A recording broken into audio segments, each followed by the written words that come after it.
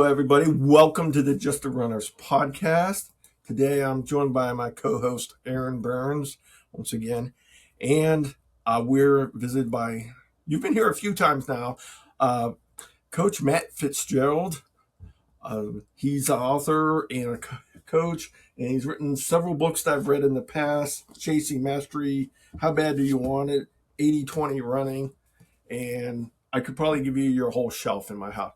But I've done several of the audiobooks. Living the Dream was I think Erin mentioned it before we got on here about how much she liked that, and that's one of my favorites of yours. How are you today, Matt? Doing very well, thanks. Yeah, I'm excited to be back on with you guys. Thank you. Uh, you do have a new book coming out, and I think you mentioned doing this to when one other time when I spoke with you, hmm and I guess it's coming out. I haven't read it yet, but I'm looking forward to it, and I know it's supposed to come out September 5th. And I did actually pre-order it, so best I Thank could you. do. Thank you. Yeah, you might get it. You might get it a little early. I know it's in the warehouse, so should come any day now. And uh, do you, well, we'll go ahead and get started. I think one reason, Erin, I know you've had problems. Not, I don't think hers has been as severe with the long-term COVID effects as you've mentioned. I've seen on different posts and stuff like that, and that's one of the reasons.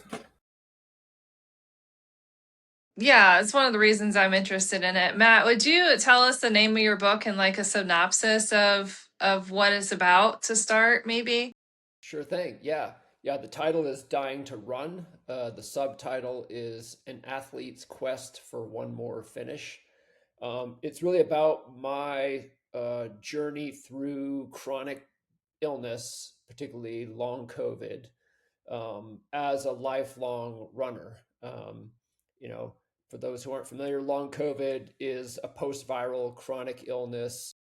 It basically is a form of like chronic fatigue syndrome, though there's lots of different symptoms and they can be pretty crippling.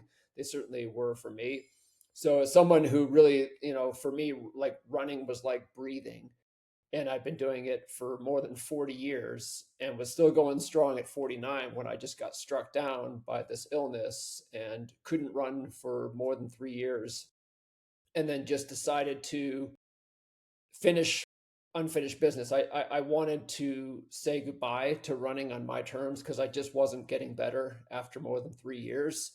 My dream was to get my health back so I could get my fitness back so I could, finish my unfinished business. But like after the 3 year anniversary and just no progress and no light at the end of the tunnel, I just decided to sign up for a 100-kilometer ultra marathon in the desert. We can get into why it had to be that distance, but I wanted to run one more race to finish my journey as a runner on my terms, rather than, I did not like knowing that, well, not knowing that my last race was my last race was weighed on me a lot. So the book documents my attempt to do something that I told friends and family I felt I had a 10% chance of being able to pull off, just given how sick I was. It was a real high wire act. I didn't know how it was going to end, but I also didn't care in a sense how it ended.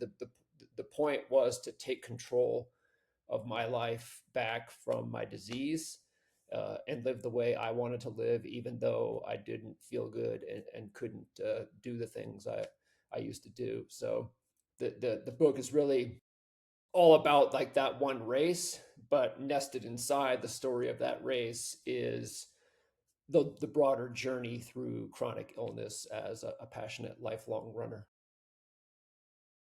Great. Do you see this book then reaching more than just runners and ultra marathon runners and people of that nature? Yeah, for sure. I mean, I think a lot of I think a lot of authors of running books, if they're like memoirish in nature versus like a how-to book, they want runners and non-runners to be interested in their book. So we'll see. The book's not out yet, but I really do think that it is, um, it is definitely a story for. But it's really about how much running means to those of us who love it. So it's very much a running story, and I hope will appeal to runners. But there's that whole chronic. There's a according to my latest Google search, like 3 in 4 adults have some kind of chronic health condition. So that means that there are actually like a lot of endurance athletes out there who have chronic health conditions, and it makes it harder. It makes it just a different journey, and at times it makes it impossible, depending on the specific condition and the severity. So I would love this book to be relatable to that very large population of people as well, because my story is my story, but Mhm. I wanted I did want to continue to be myself and continue to live the life I wanted to live despite the fact that I was sick. And I hope that that message gets across to people in the very huge community of people who deal with chronic health conditions. Yeah, because I'm probably on the. I know I've had COVID, but I don't believe I had any long term effects of it that I can prove. But back in 2020, I think I had it in February of 2020. I had all this. When I looked at the symptoms later on, I started thinking, yeah, that week or so, I had everything. And then that summer, I came down with atrial fibrillation, AFib, and I've been on medicine for that pretty much ever since the summer of 2020. Yeah. And I've often wondered if there's a connection. I'll never be able to prove it or find a way to find out if there's a connection. You know, something like that could still be genetics or just. I know that's Yeah. has affected my running for a while. It was definitely affecting it till I really got on the proper plan, and now Mhm. I still worry about it because of the medicines I'm taking, and I am on a blood thinner Eliquis and stuff like that. So I know recovery actually at times I think is slower, Right. which isn't what you want to be have as an Yeah. endurance runner. Yes. Yep. Yeah, there were a lot of I got a heart diagnosis as well. So I got sick around the same time you did, February 2020, and then 1 year later, if you get long COVID, especially if you got it early in the pandemic when nobody knew anything about it, the doctors would should subject you to like every medical test like known to man. You know what I mean? Because it's like Mhm. it's a really hard thing to pin down. And so I had a bunch of heart tests because I did have like abnormal behavior, and I was diagnosed with heart disease, and so but that's pretty common as well. I mean, for some people, yeah, it was like already there, and it was only because you went through all these tests because you had COVID or long COVID that it was discovered. But I think in a lot of cases, the virus actually did cause your heart to go sideways. So I'll never know in my case. Yeah, there's nowhere to. And did you, Aaron? Your story's kind of you're still going on. Yeah, I haven't been officially diagnosed with long COVID.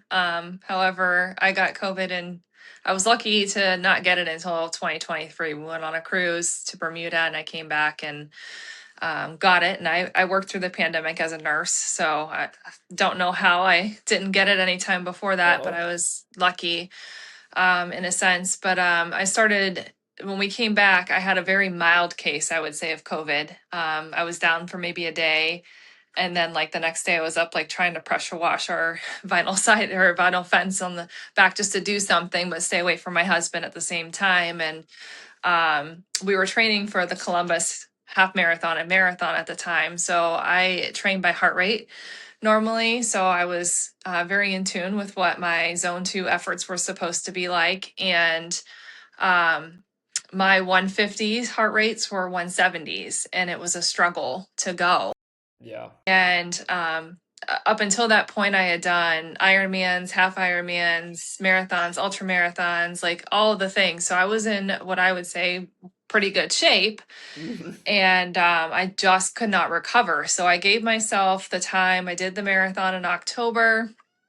And then I gave myself the time to rest a little bit because I thought maybe the rest would kind of restore things back to normal. And then I started online on the trail community, just like questioning if, other people were having the same problems as I was. And a lot of them said yes. And my doctor said to rest. Yes. My doctor said to keep going. And, just like you didn't get any answers. So I just kind of muddled my way through the end of the year. And in December, when I still wasn't feeling much better heart rate wise, I reached out to a cardiologist, and they of course put me through the battery of tests. I have heart disease, runs in my dad's side of the family pretty strong, so I was really worried that I had something that was underlying and just was discovered. But like I did, the EKG was normal. I had an echocardiogram that showed my heart was working in normal fashion with no, signs of heart disease. I wore a heart monitor for 30 days and that showed that I had what they call atrial tachycardia. So the top part of my heart is beating faster. So they put me on medication for it, and I've been on it since then at different dosage levels to kind of control it. And it does help. But I still experience times where I have like heart palpitations, and also some shortness of breath. So I got referred to a pulmonologist, and they did a CAT scan of my lungs, which was normal. And then they did what they call a PFT, a pulmonary function test. And that on the outside appeared very normal. However, this one little spot that they don't normally look at to diagnose asthma, they saw a little something that was slightly off. And so they said, you also have asthma. Just all these things, but like none of the medications are really controlling or getting rid of the symptoms, making me feel any better.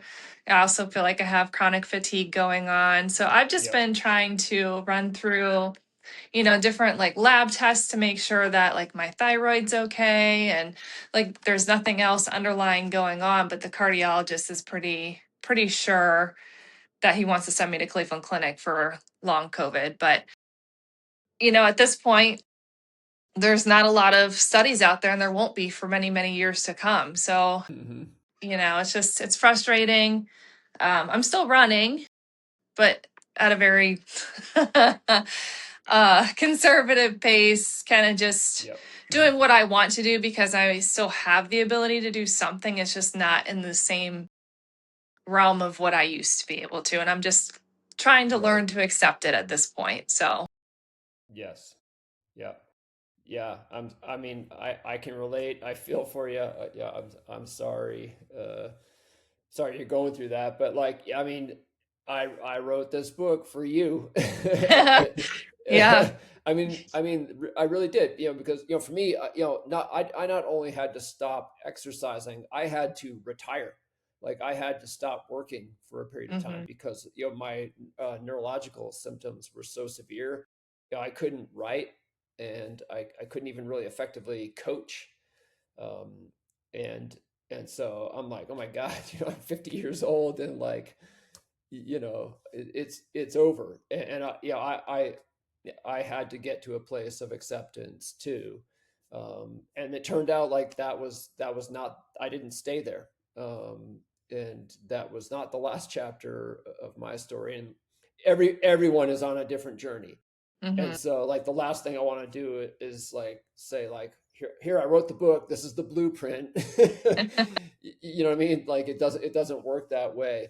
But I mean, I think it is, I talk to so many people who are like in the middle of it, and it's just helpful to hear stories like mine. I think that like, where you are is not necessarily where you're going to stay.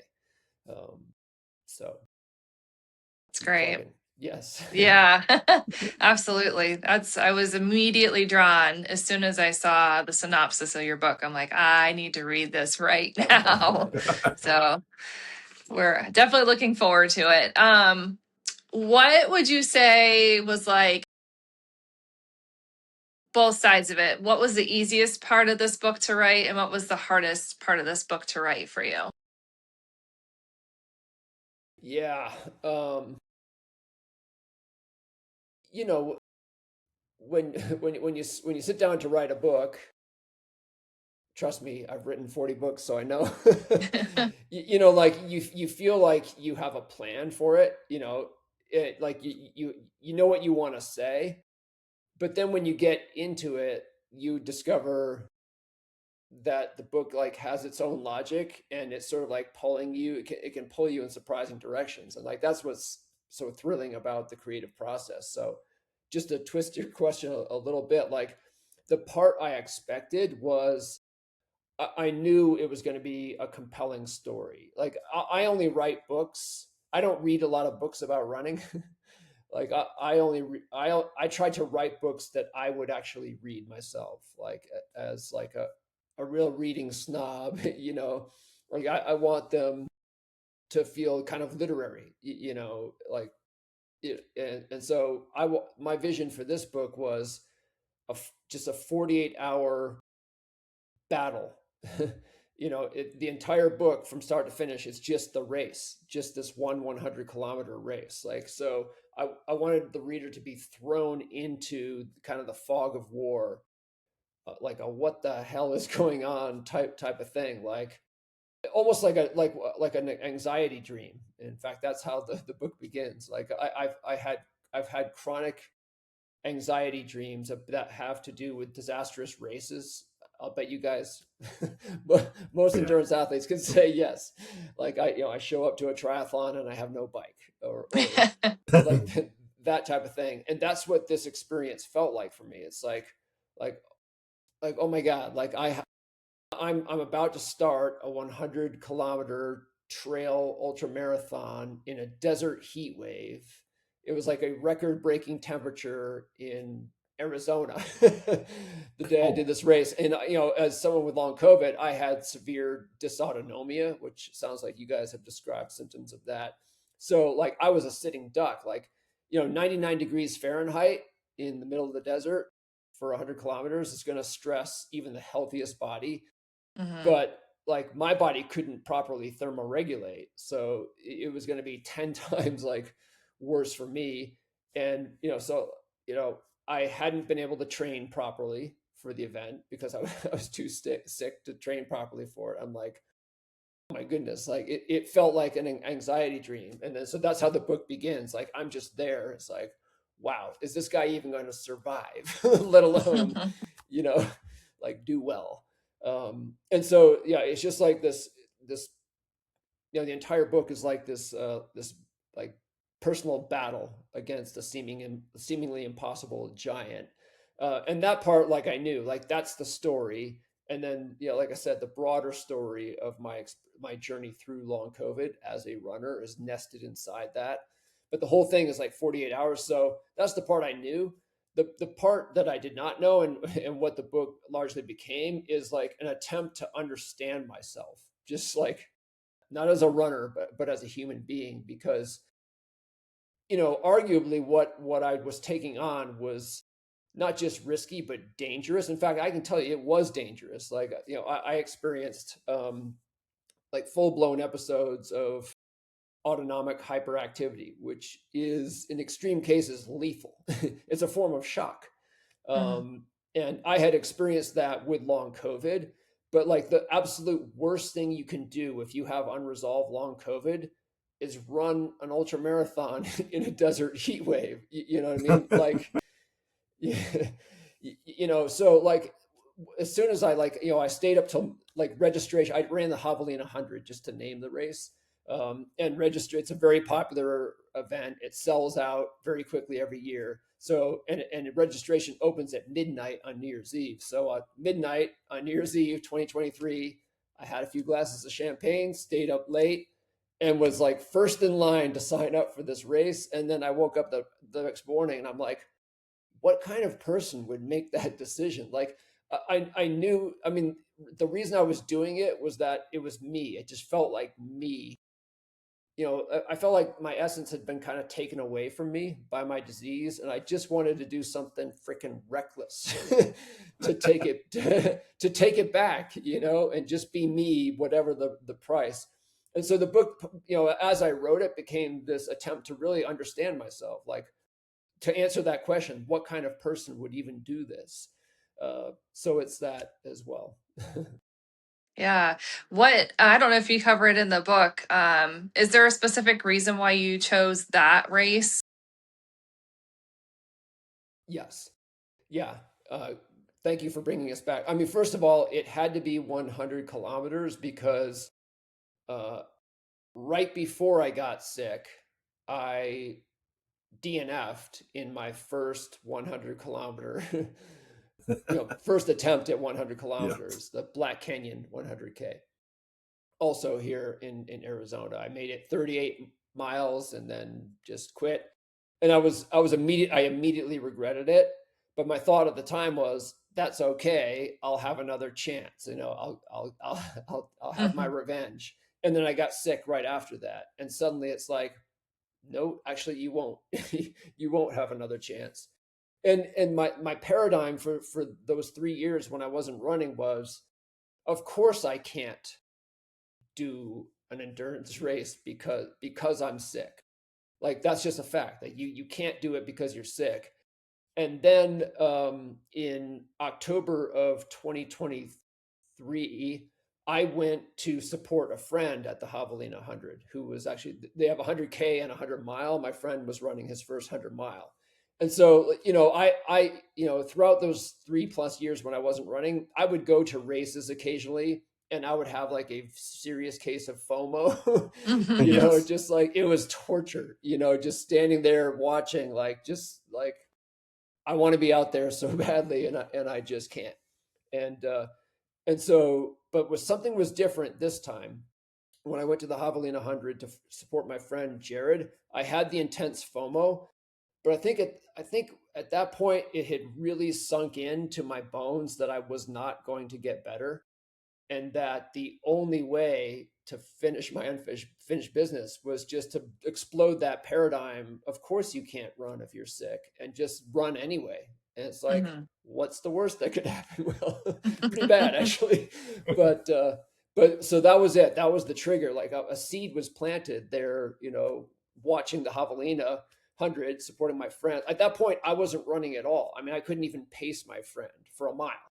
I was 40 pounds overweight. I was sedentary, deconditioned, and still sick. Still had like active symptoms.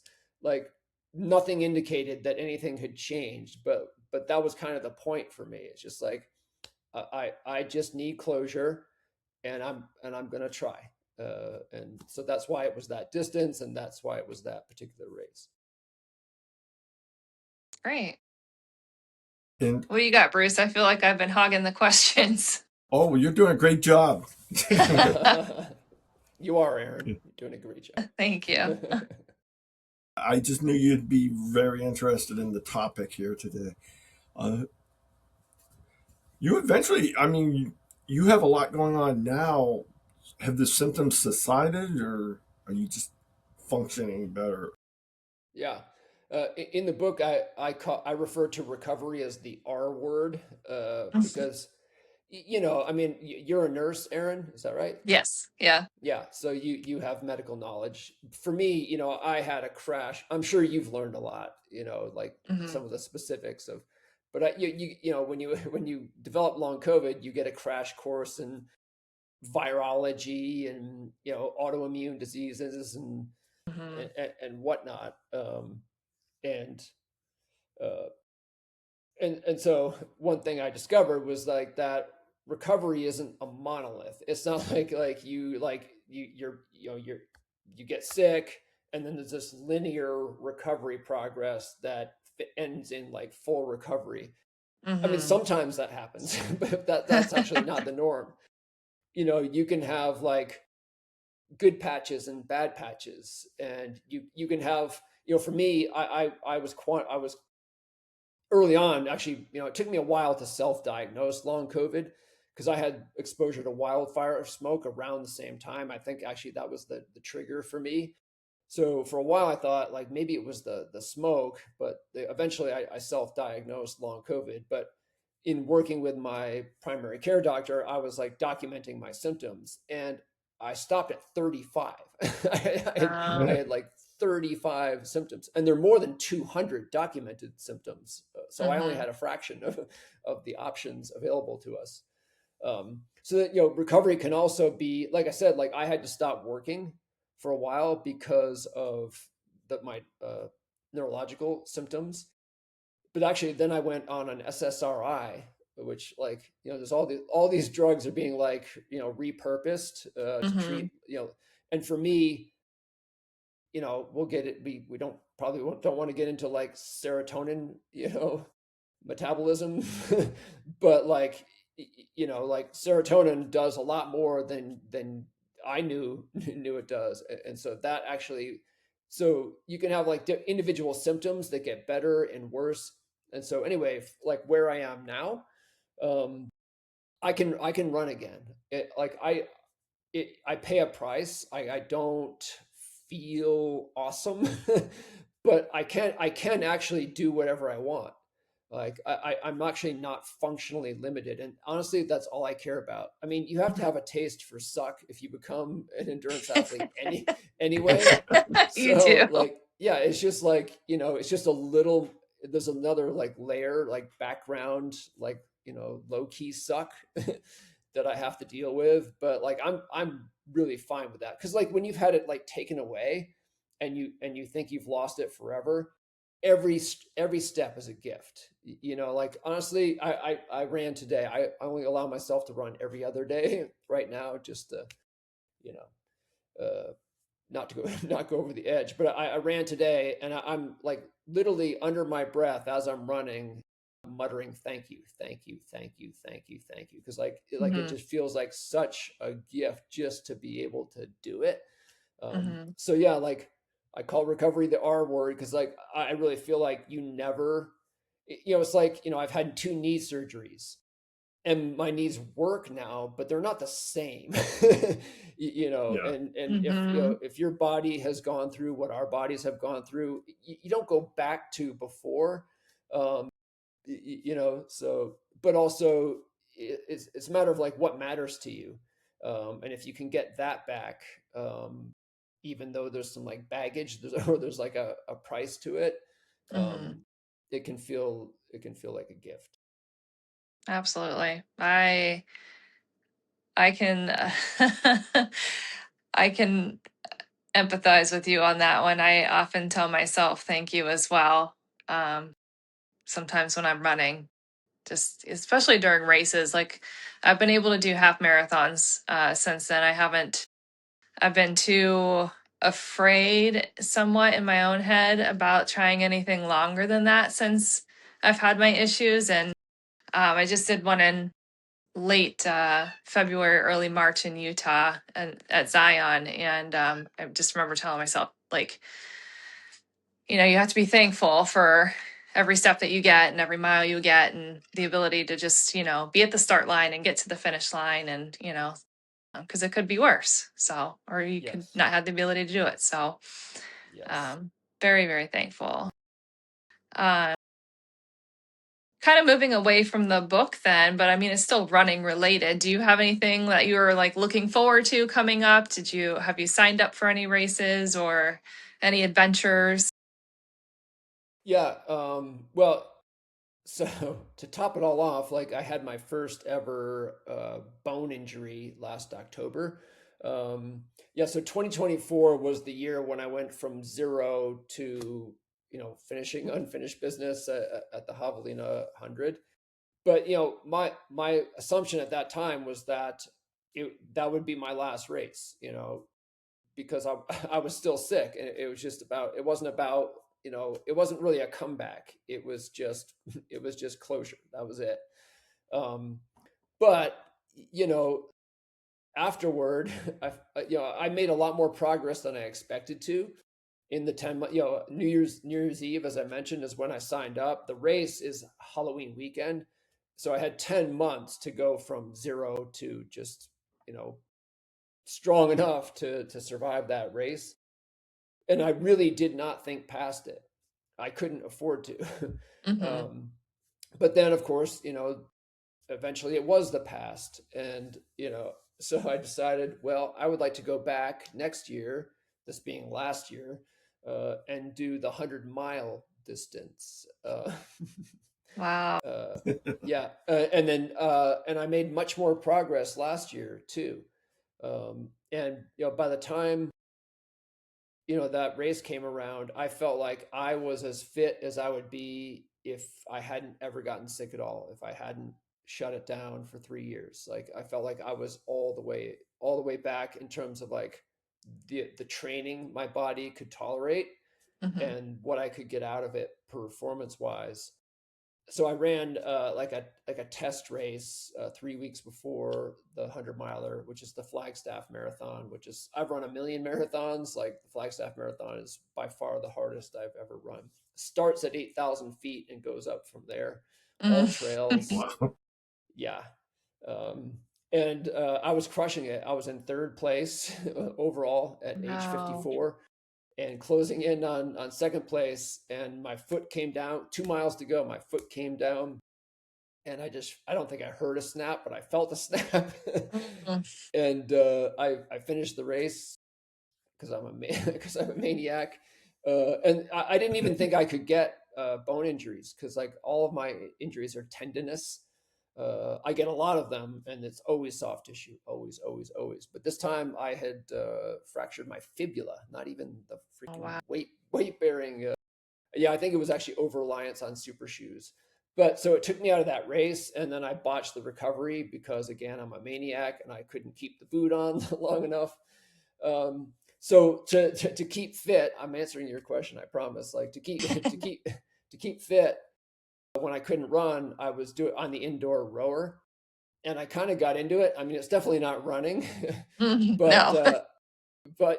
like I don't know. I've always had decent upper body strength for a runner. I'm tall, which is good for rowing. And I'm like, and I started. This is just the way my brain works. I'm paying attention to the numbers on the ergometer, and I Hmm. thought like, oh, I wonder what the world record is for 2,000 meters for men my age. And then I realized like, oh, there are actually like these competitions you can sign up for, and I'm like, you know that would be a lark, just like a random pivot into. So anyway, I'm currently training for not a running event, but the U.S.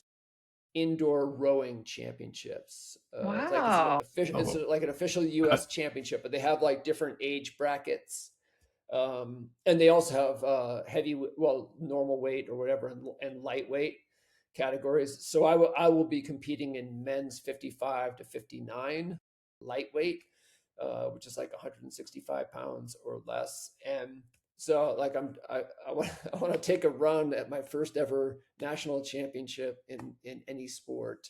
It's in February. We'll see. Wow, that's awesome. I wish you the best in that. good luck with What that. is the meter? What's the time per meter that you have to 100 meters that you have to be able to achieve or sustain to get there, do you think? Yeah, yeah. So it's they do it different in rowing. Like it's like they do like per 500 meters. Oh, yeah, that's right. Yeah, okay. Yeah, so it'd be like a minute and 42 to 3 to 4 seconds per 500 meters. So Wow. that comes to like a little under 7 minutes for 2,000 meters. Like that's what it takes Wow. to like be on the podium. So pretty swift. Yeah. Oh my gosh. Yeah.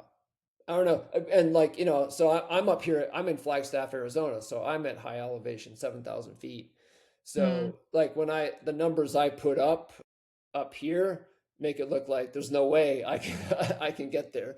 But, similar to running, they have like, calculators that can convert, mm-hmm. your altitude time to a sea level time. So if you do that, and I definitely have a lot of room to improve. I can get stronger. I can also get aerobically fitter, and I have time.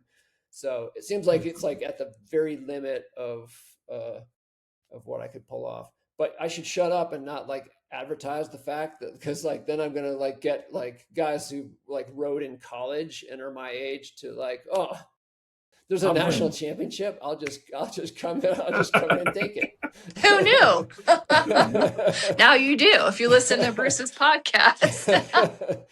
Damn it. Don't worry, I'm not in your age group, so That's really cool. I love learning about other types of fitness and endurance events that aren't your typical Aaron, you got race. time to Like train just for it. yeah. Well, no, I'm not doing that. I got into CrossFit as in this past year. I was trying to like give myself a break from straight running and cycling and all those things. But it still requires quite a bit of cardiovascular strength Yeah. uh, but one of the things that we do a lot of is rowing. And I wasn't a big rower before, and my measly 2 minute per 500 is nothing. I mean, that's just crazy to think about that. Yeah, just So, well, I amazing. mean, it's cool. Like that's the cool thing about endurance sports. They're not, except for like swimming, they're not really skill based. They really are mostly about like just like aerobic capacity and Mm-hmm. and endurance. So, if that's like the family of sports you're involved in, you have a lot of options. Mm-hmm. You're not going to be equally adept at all of them. But it can be fun to like, no matter, if whether you start as a swimmer or a cyclist or a runner or whatever, just to like, if it can just like, they say variety is the spice of life. It's cool to have these other options. Like I Mm-hmm. got into triathlon, Mm-hmm. um, and that was like my way of branching out. I'm pretty sure if like I was in like my late 20s or early 30s today, like I would do a high rocks, Mm-hmm. because like you have all these fitness competitions, but like that one's like there's a ton of running in it, and even the Mm-hmm. non-running parts are pretty cardiovascular. So Yeah. yeah, Yep. it's like this just whole family of kind of related sports, and especially like if you want to be in it for your whole life.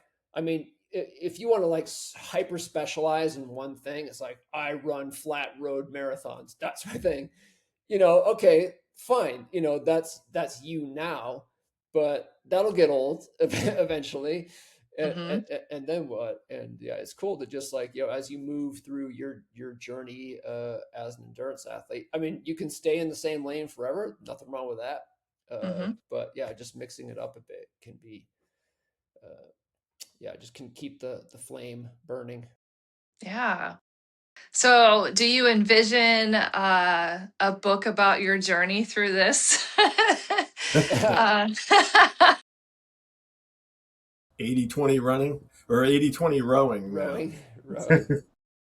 Yeah, no, I'm always working on something, but not everything. It's a lot of work to write a book, yeah, and so I yeah, can it only has to be imagine. something. It has to be like an idea that just won't let you go. Hmm. And so I When have a lot of ideas, but I don't act on any idea right away. You have to give them time to compete against each other, and then it's the one that just won't let you go. That's the one that's worth like the immense effort of writing an 80,000 word book. So yeah, my next one after Dying to Run actually is called Faster Masters. It comes out next spring, and it's for older endurance athletes, across all disciplines. So look for that one next year. Maybe we can talk Great. about that. Yeah. oh, Yeah. sure will, because Aaron will be joining the Masters next March. So Oh, Oh, that's not nice, Bruce. it's a big event. It's whole new categories here for you. Okay. Well, Matt, when going back to the book, when you were writing, made the plans to run Haviland, the 100K. Were you planning to write the book from the very start? Because I mean, who knows what type of ending you're having when you're starting a book like that? I mean, kind of like, Yes. were you doing it kind of like, were you journaling or anything like that along the way? Yes. I mean, yeah, I mentioned earlier that like the book was very much a journey inside myself, like just trying to understand myself. And part of that is, I confess at the very end of it, when the dust is settled and I'm looking back at like what just happened, um, I admit like I would not have like I did this for a lot of reasons. I would not have done this if I wasn't going to write about it. Because like ultimately that's how I make sense of my life, like especially the big stuff, and not that I think my life is any more interesting than anyone else's, but that's how I make sense of things. And if I can turn it into a story that helps other people make sense of their own lives, uh, then great. So yeah, I wouldn't have even started. And well, to the point, like, yeah, I didn't know how it was going to end. It was the same thing with Running the Dream, the book I wrote about my 13 weeks as a fake pro runner in here in Flagstaff, Arizona in 2017, where you know I just, as a 46-year-old amateur runner, embedded myself with this team of Olympic aspirants, half my age. It's like what could go wrong? And I was on this quest to, at that point I had run 40 marathons, and I was trying to slay my white whale of running a sub 240 marathon. That had been my goal since my first marathon at 28, and I just hadn't done it. And so I was going to write a. That's the great thing about being a writer. It's really gonzo journalism, where you create a life experience so that you can write about it. And that's what I did in 2017 with my fake pro runner thing. And yeah, I mean, if I just like got injured halfway through and like couldn't run the race, that wouldn't have been a very good book, right? And Okay. so, but that was part of it. Like I wanted that pressure and that uncertainty. That's what makes it an exciting story. And yeah, you're not just writing a book, it's like you as an athlete experiencing this. So I did get injured halfway through my fake pro runner experience, and it was scary. And yeah, same deal with dying to run. Like I I was I was being perfectly honest with my friends and family when I said I think I have a 10% chance of making it to the start line. um, but yeah, that's like I love being a writer for that reason, because you actually end up living a different life. You don't just write about the life you're living, you live a different life because you want to share it. Yes, it's like I feel like I have people watching over me. That's pressure, but pressure can be a good thing. Pressure can get you to go to like new places to stretch yourself. And yeah, so the answer to your Awesome. question is yes. Matt, is there anything about your book Dying to Run that we haven't covered that you want potential or future readers to know about it? Yeah, I guess another element, like there's this 3-hour epic movie, The Odyssey, that's been making headlines recently. People flocking to IMAX theaters to see this extravaganza. And actually, like, weirdly, like I didn't know this movie was being made when I wrote my book. But like that that epic poem, Homer's poem, it is a theme in the book. Because that's like in it, like I draw inspiration, because like to, to to be able to pull off what I did, I needed to lean on like things outside myself, things that were bigger than me. and draw strength from them. And I'm a fan of Stoic philosophy, which is like an ancient Greek slash Roman philosophy. Um, and it, that it's just this way of like being like embracing reality just as it is that really resonates with me. And when you're going through hard times, I didn't really need stoicism until I got sick.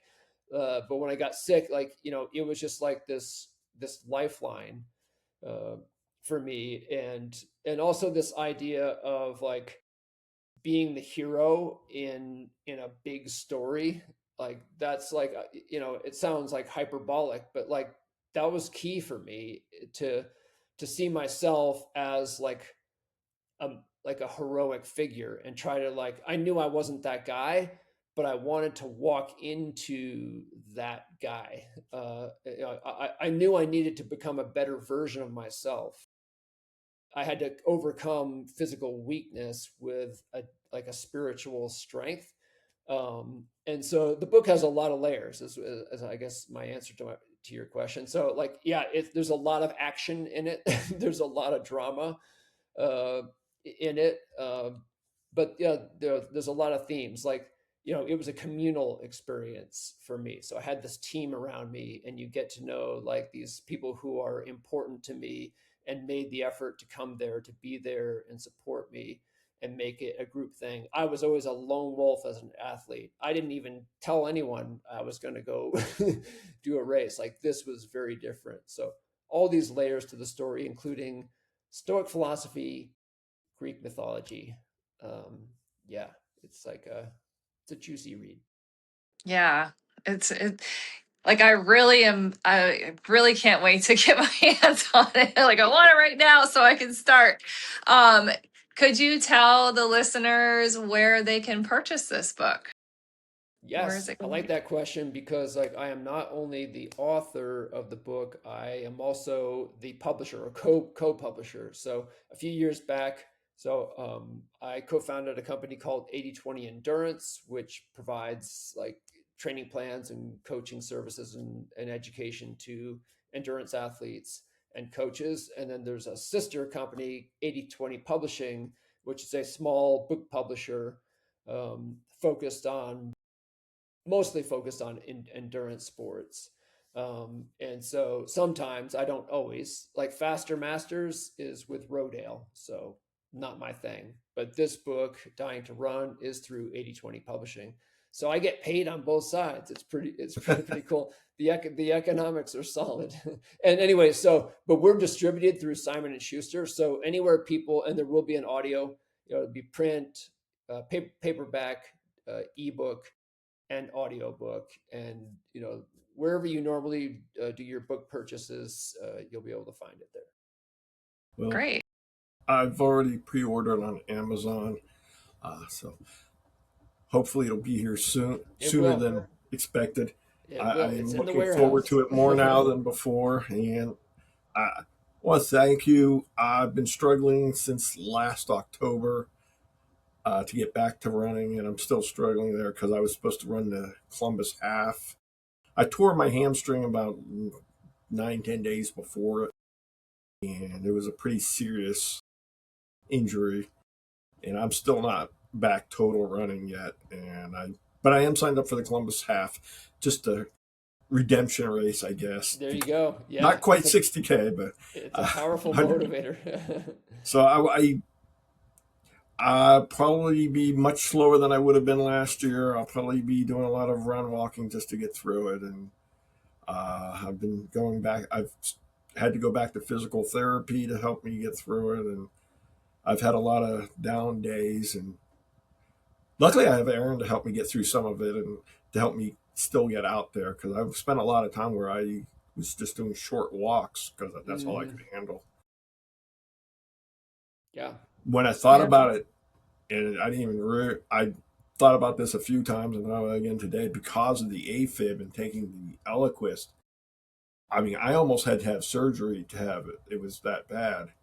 When I was at the emergency room, they were considering surgery the day it happened, and they told me there was a chance you tear the femoral artery. If that had happened, because I had a huge hematoma, partly due to the fact that I'm taking the blood thinners. Yeah. And I'm wondering what would have happened if I had tore that femoral artery while being on blood thinners. You might not be No. here, Bruce. So I know that fact now. So I guess It's just being able to get back out and run even a little bit, even at my different, just doing the run walk at an easier pace is still a good thing. As far as, and never ever run on sidewalks again. That's going to be. that's a painful lesson. yeah. And Well, Matt, thank you. I'm sorry. Go ahead. Oh, I just said I'm just thankful for. Well, thank you for being here and providing lots of reading entertainment through the years. And Yes. I do look forward to this one and probably your next one too. So hopefully we'll be back to talk about that someday. Right on. Hope so. Yeah. Thank you so much again, Matt. And we wish you the best in your upcoming endeavors as well. Thank you. Hold on one